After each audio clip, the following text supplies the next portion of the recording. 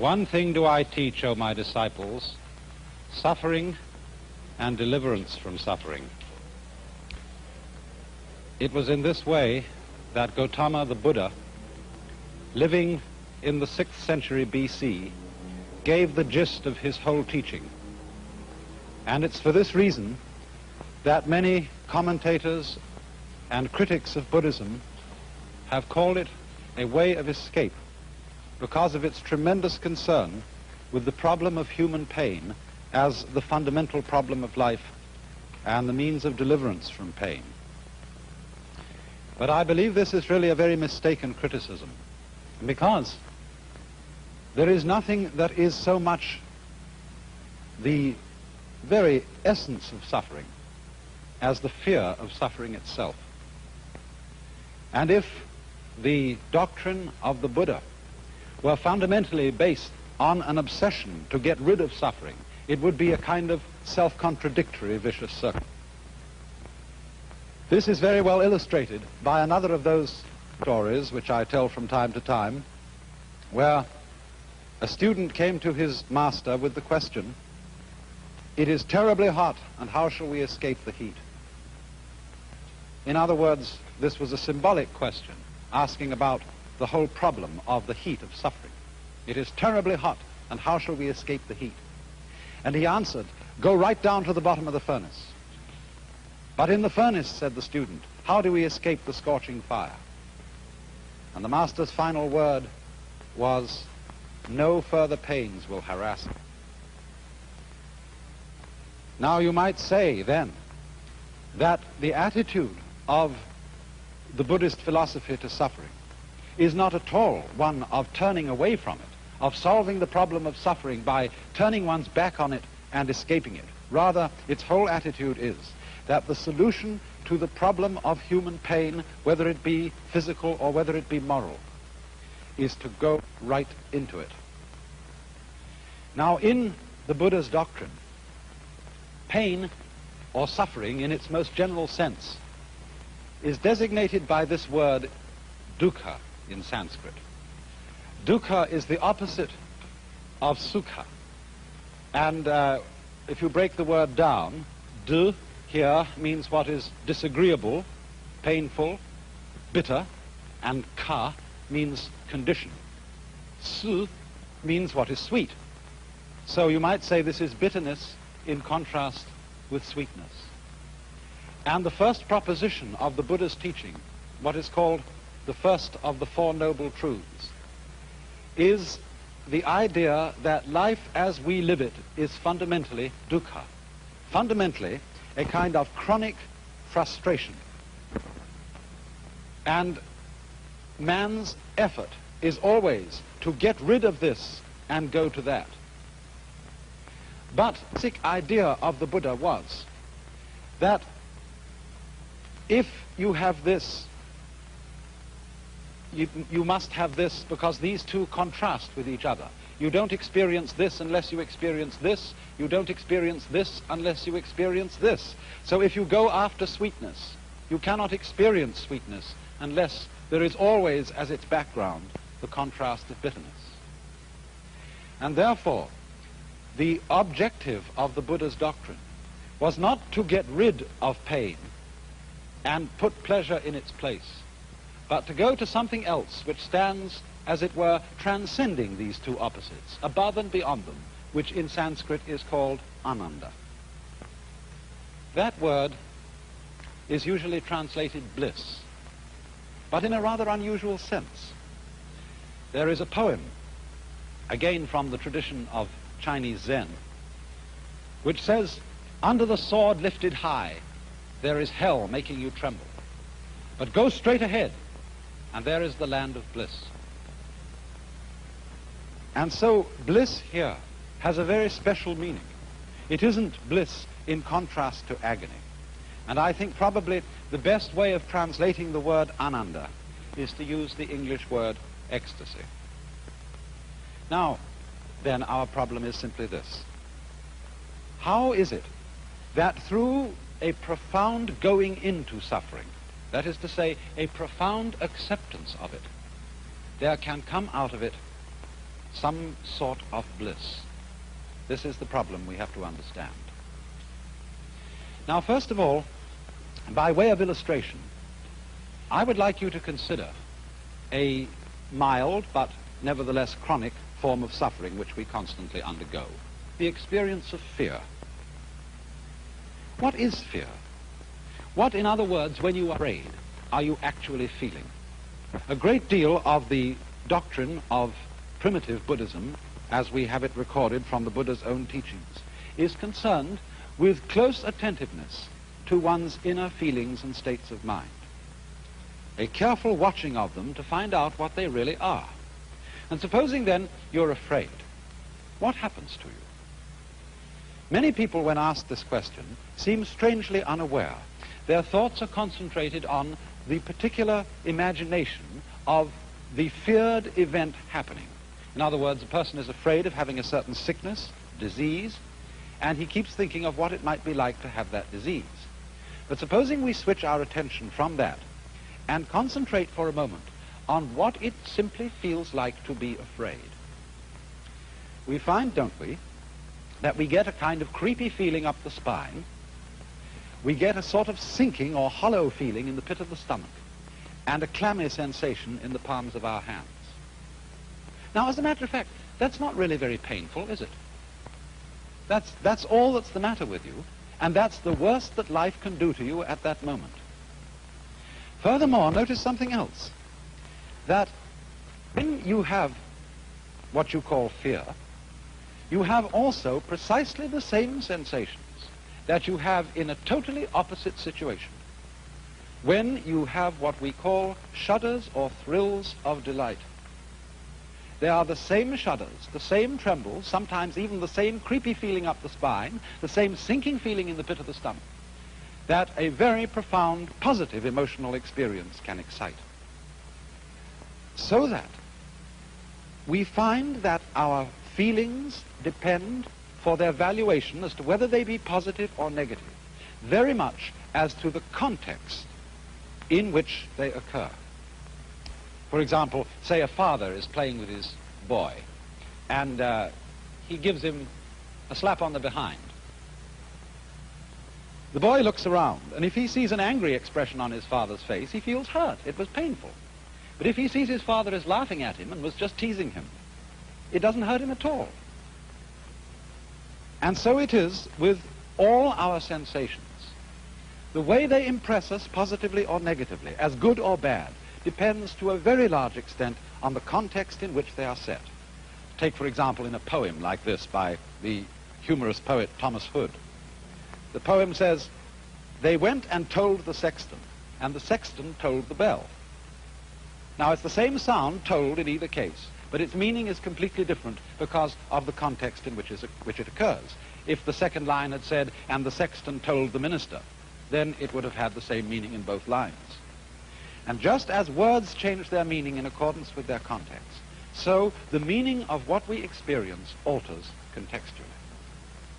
And so it is this, then, that close awareness of our feelings reveals. In the same way, we can say we weep when we are sad, but we also weep for joy. There are tears of joy and tears of sorrow. Exactly the same tears, exactly the same physical sensation, but what a difference the context makes. And therefore the idea of the Buddha was to become delivered from suffering, not by running away from it, but from looking at the actual concrete reality of what we feel and forgetting the context. Now, of course, this is obviously something quite possible in the milder forms of suffering. But what happens when suffering becomes really acute? Perhaps as an illustration of this, I might turn to a very extraordinary work of art. It is a sculpture of Saint Teresa by Bernini. Look at that face and try and decide what feeling that face is expressing. Is it agony? Is it a rapture of delight which would, as we say, cause one almost to swoon? What is it?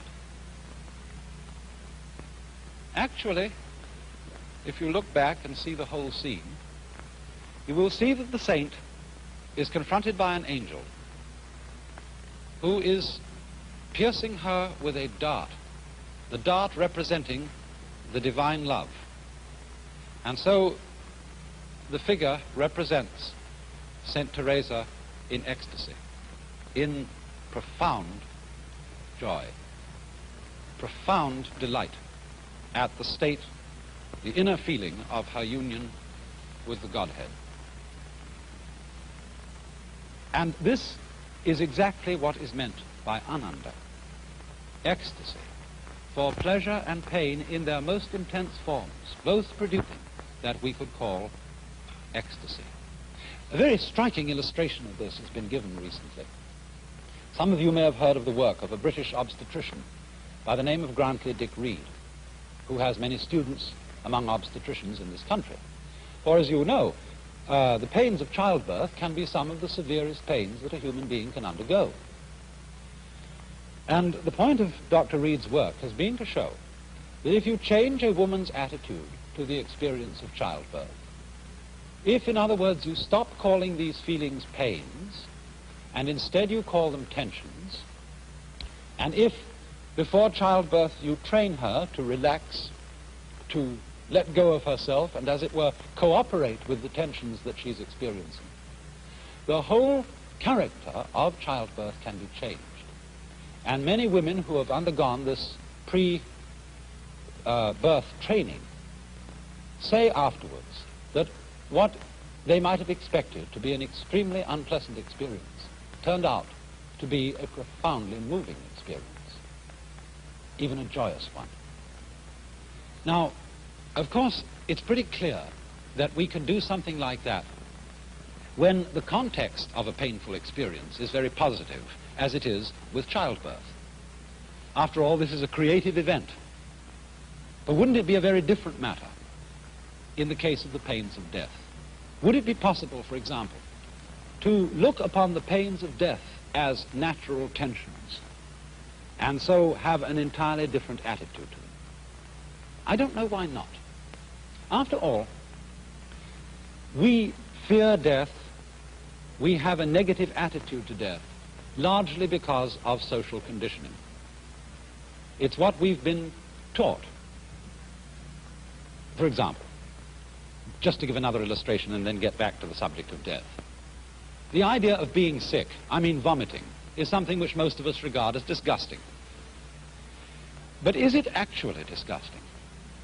Don't we revolt with the feeling of disgust from it? Because when we were little children and we were sick and we threw up, our mothers went, "Ugh," and we caught from them the emotional attitude toward that kind of experience, so that it reverberates and echoes with us ever afterwards. Well, it's rather the same with death, because death is, after all, beneficent. If we never died, not only would our world become hopelessly overpopulated, not only might we become utterly bored with century after century after century of experience without intermission, we might crave death after the first 500 years of life. And never to be able to have it would be like the torture of a chronic and fantastic insomnia. So, if death is fundamentally merciful, if it is natural, if it is something that is just as much an integral part of being a human being as having a head or having hands, then would it not be possible to have a changed attitude to death in any community or society, so that in due course people could begin to look upon the pain attending death in the same way as they can be taught to look upon the pain attending birth? Now, there's another aspect of the problem, and that is that a great deal of our negative attitude to the experience of pain, and acute physical pain I'm speaking of now, is connected with a certain culturally conditioned unwillingness to react to pain in the natural way. In other words, we are afraid of giving in to suffering in the way that our own physical organism suggests to us. We are afraid of crying. We're afraid of screaming. We're afraid of going into those very undignified motions which constitute the human being's reaction in pain. Even though, as I just pointed out, we sometimes have the very same reactions in acute pleasure. But we are fundamentally ashamed of pain because we are taught that giving in to pain, weeping or something like that, is unmanly, sissy, or something like that. Now, it's a very dangerous doctrine that a human being should always be rigid in conditions of suffering. I often like to quote a passage from that Chinese philosopher, Lao Tzu, Lao-Tzu, which says, "Man at his birth is supple and tender. In death he is rigid and hard. Plants when they are young are pliant and soft, but when dead they are brittle and dry. Thus, tenderness and softness are the companions of life, but rigidity and hardness are the companions of death." In other words, there is strength in weakness. Consider a cat. When a cat drops off a tree, what does the cat do? Does it go rigid? Does it say, "I'm going to be a real tough guy and meet the ground without flinching"? Does the cat stick out its feet like this? No. Because if it did, when it hit the ground, it would be just a broken bag of bones. When the cat's in midair, it relaxes. It goes with it. It becomes weak.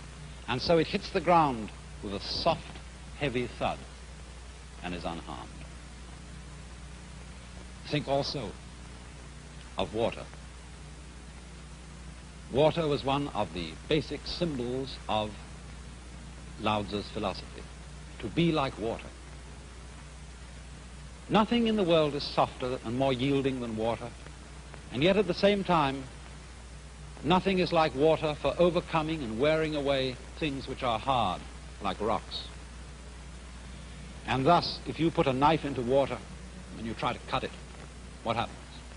The water gives completely to the knife. The water closes up wherever the knife went.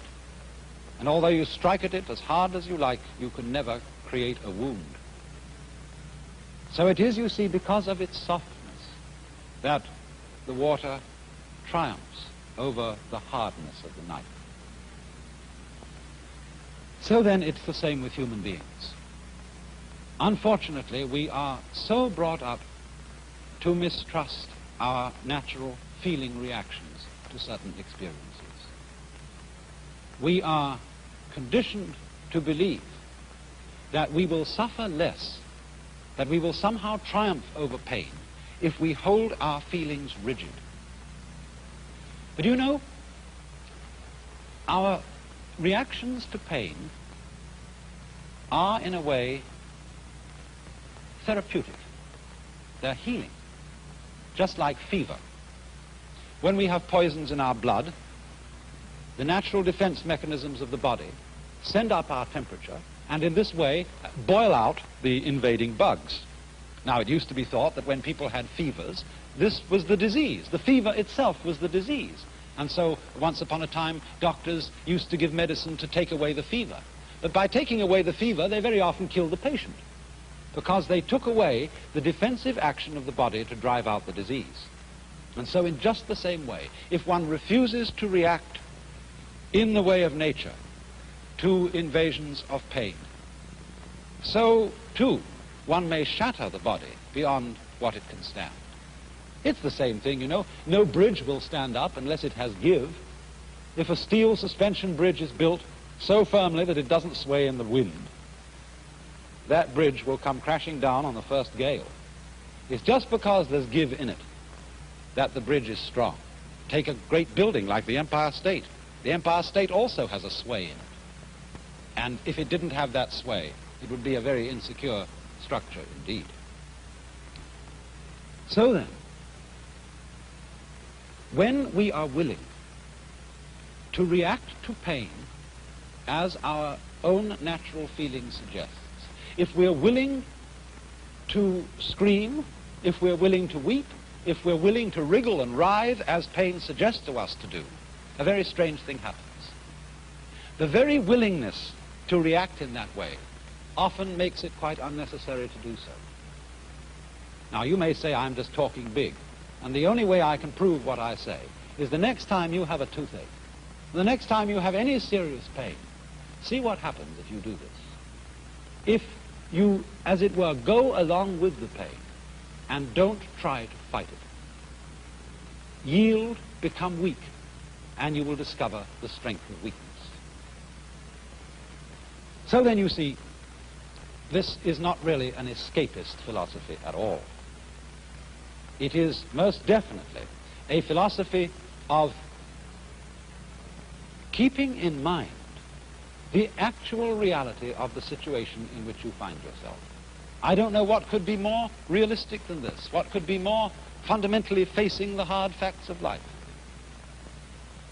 One keeps his attention on the actual concrete fact that is happening as distinct from our socially conditioned and inculcated ideas and attitudes about it. And this is really facing reality 100%. And so, there come out of this two basic results. The first is that when we don't resist pain, we don't set up a vicious circle in connection with it. Take the pain of fear again. Supposing you're in a situation where the doctor has told you you have to have an operation. And of course, if you're going to undergo this operation in the best way, you need to be rested, you need to have plenty of sleep, you need to be strong, and so on.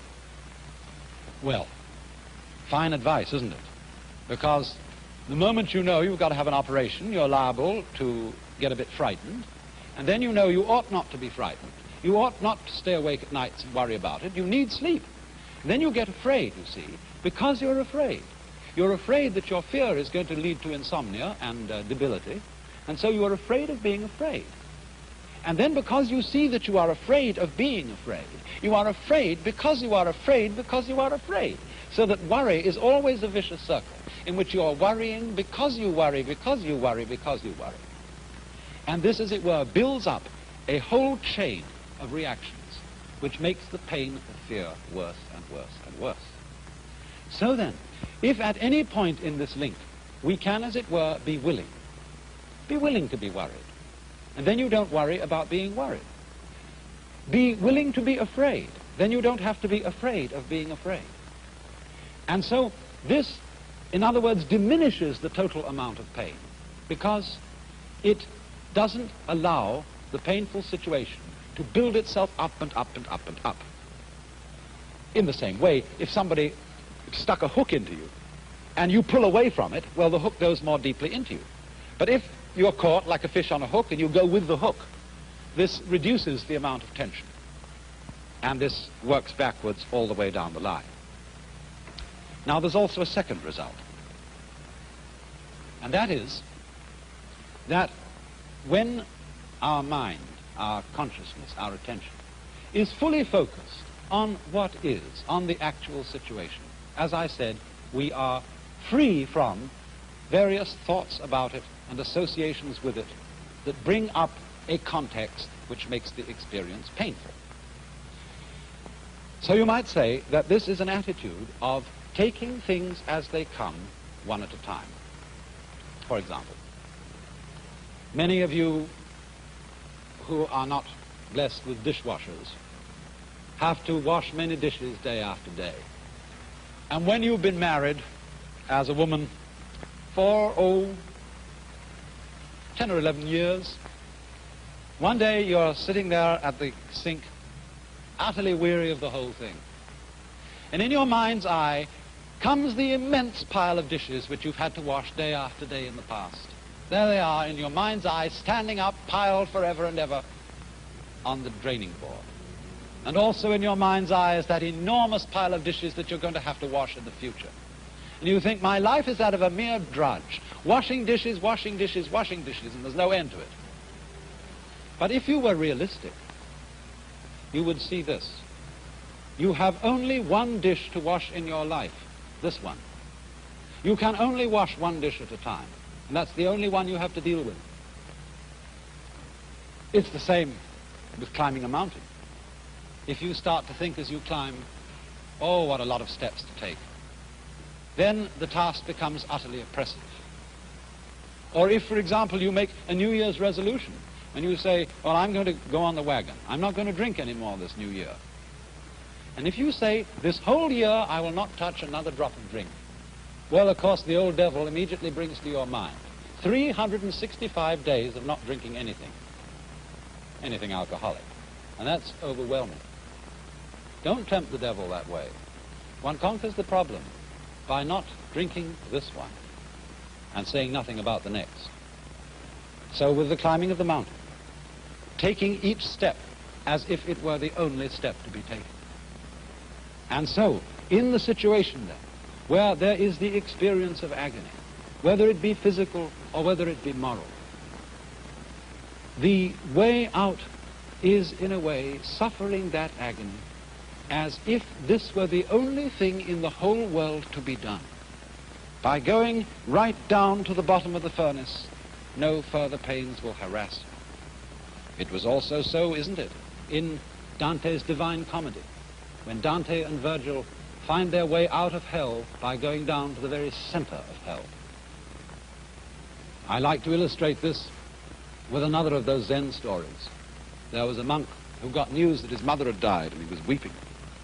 And another Buddhist monk said to him, you ought to be ashamed of yourself. You, a monk, still showing worldly attachments by weeping. He said, don't be silly. I'm weeping because I want to weep.